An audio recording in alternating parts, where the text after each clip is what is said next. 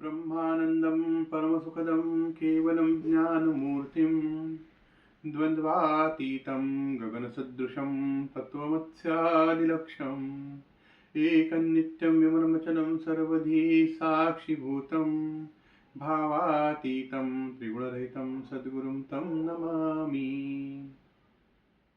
श्रोते हो, आज गुरुपौर्णिमा। आपल्या सद्गुरूंचं स्मरण करण्याचा हा दिवस। सद्गुरूंच्या स्मरणापेक्षा सुद्धा सद्गुरूंनी दिलेल्या उपासनेमध्ये आपण किती पुढे गेलो आहोत याचा आढावा घेण्याचा हा आजचा दिवस म्हणजे गुरुपौर्णिमेचा दिवस।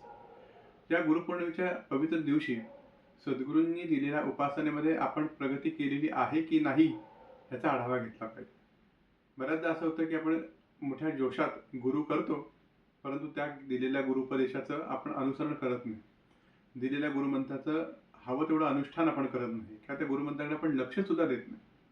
एक गोष्ट मला आठवते की रामकृष्ण परमहंसांच्या पत्नी शारदा माता या नेहमी त्यांनी रामकृष्णाचे देह ठेवल्यानंतर सुद्धा अनेक वर्ष गुरुपदेश देण्याचं काम केलं होतं। आणि त्या असं घडत असे नेहमी की त्या नेहमी एक रात्री अपरात्री केव्हाही उठत असत आणि हातात जपाची माळ घेऊन आणि जप करत बसलेल्या असत। त्याला अंतच नसे। म्हणजे शेवटी एके दिवशी त्यांची जी जवळची शिष्या होती गोलापमा म्हणून, त्यांनी विचारलं की माताजी तुम्ही काय करता? रोज उठून रात्री केव्हाही उठता आणि हातात माळ घेऊन जप करत बसता, असं तुम्ही काय करतात? त्याच्यावरती शारदा मातांनी दिलेलं जे उत्तर आहे ते उत्तर हे आपल्या साधकांसाठी मोठं झणझणीत अंजन असं म्हटलं पाहिजे।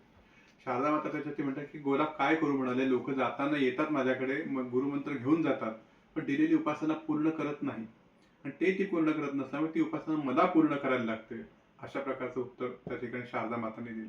याचा अर्थ असा की जर गुरूंनी दिलेली उपासना शिष्य करत नसेल तर ती उपासना शिष्याची उपासना गुरूंना करायला लागते। म्हणजे आपण त्यांना गुरु करतो आणि त्यांना पुन्हा आपणच त्यांना कामाला लावतो। त्यांनी दिलेल्या आज्ञेचा भंग करून आपण त्यांना एक प्रकारे कामाला लावतो। मग अशा वेळी आपण त्यांना त्यांच्यासमोर ठेवलेल्या हारांचा, पुष्पांचा, त्यांना अर्पण केलेल्या शालीचा काय उपयोग आहे? जर त्यांना आपण अशा रीतीने कष्ट देणार असो तर त्यांच्या बाह्य देहावरती केलेल्या उपचाराचे ते संतुष्ट कसे बरे होतील?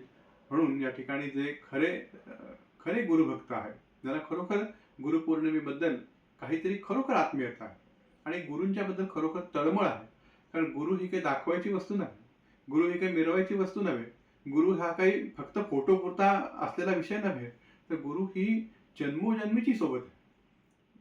आई म्हणा, भाऊ म्हणा, बहीण म्हणा, पत्नी म्हणा, मुलं म्हणा, ही त्या जन्माचे सोबती असतात। मित्र म्हणा, हे त्या जन्माचे सोबती असतात। पण सद्गुरू हे असं एकमेव तत्व आहे की जे जन्मोजन्मी या जन्ममरणाच्या फेऱ्यातनं पार आपण सुटका होऊन परमेश्वराच्या स्वरूपापर्यंत विलीन होत नाही तोपर्यंत आपल्यासाठी पुन्हा पुन्हा जन्म घ्यावा लागतो। वस्ते पाहता आपला सुद्धा तुम्हा सर्वांचा जन्म हा जन्म घेणे लागे वासनेच्या संगे, असा वासनेतून निर्माण झालेला जन्म आहे। परंतु सद्गुरूंचा जन्म असा वासनेतून होत नसतो। केवळ शिष्याच्या कल्याणासाठी ते पुन्हा पुन्हा शरीर धारण करत राहतात आणि शरीर धारण करून ते विविध प्रकाराने शिष्याला बोध करून पुढे पुढे नेण्याचा प्रयत्न करत असतात। सद्गुरु तत्वाला वंदन करण्यासाठी आजचा दिवस आहे। त्यांच्या चरणी वंदन करूया। पुन्हा एकदा त्यांच्या चरणावरती मस्तक ठेवताना मी म्हणतो, गुरुर्ब्रह्मा गुरुर्विष्णू गुरुर्देव महेश्वरः गुरुः साक्षात् परब्रह्म तस्मै श्री गुरवे नमः।